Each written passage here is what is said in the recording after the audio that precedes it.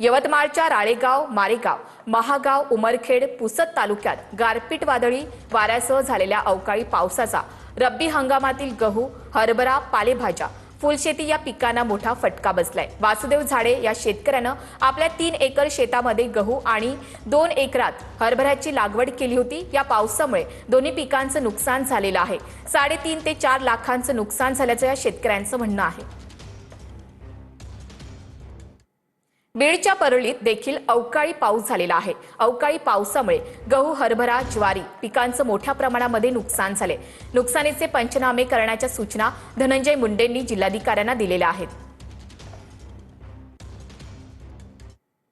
लातूर जिल्ह्यात वादळी वाऱ्यासह झालेल्या पावसानं रब्बी पिकांचं मोठं नुकसान झाले। ज्वारी, हरभरा, गहू, आंबा पिकाला फटका बसलेला आहे।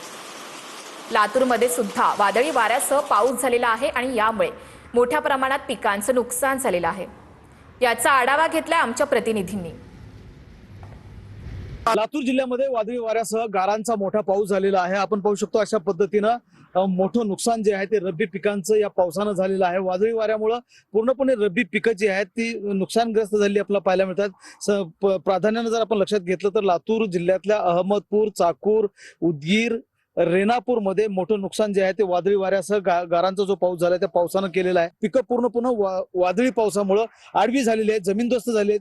ही पिकं पूर्णपणे चिखलामध्ये माखल्यामुळे आता शेतकऱ्यांच्या हाती लागतील अशी परिस्थिती नाही आणि त्यामुळे मोठं नुकसान जे आहे ते शेतकऱ्यांचं वादळी वाऱ्यासह झालेल्या पावसानं झालेलं आपल्याला पाहायला मिळत आहे। लातूर जिल्ह्यातल्या ग्रामीण भागामध्ये पहाटेही पाऊस झाला, दुपारनंतर जो पाऊस झाला त्या पावसानं अतोनात नुकसान जे आहे ते रब्बी पिकांचं केलेलं आपल्याला पाहायला मिळत आहे।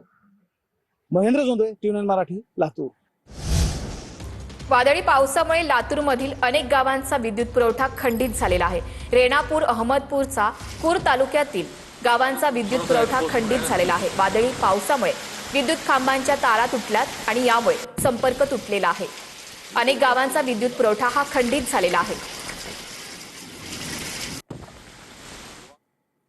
मुंबई अहमदाबाद बुलेट ट्रेन प्रकल्पानं आता वेग घेतलाय। जपानच्या GICA या संस्थेच्या शिष्टमंडळानं नुकतीच वसई विरार महापालिकेला भेट दिली। शिष्टमंडळाचे प्रमुख सेइचिरो अकिमुरा यांनी महापौर अजीव पाटील आणि माजी आमदार क्षितिज ठाकूर यांच्याशी या प्रकल्पाबाबत सविस्तर चर्चा केली। यावेळी पालिका आयुक्त मनोज कुमार सूर्यवंशी यांच्यासह वरिष्ठ अधिकारी देखील उपस्थित होते। या बैठकीमध्ये बुलेट ट्रेन प्रकल्पाची सद्यस्थिती आणि आगामी कार्यवाहीचा महत्त्वपूर्ण आढावा घेण्यात आलाय।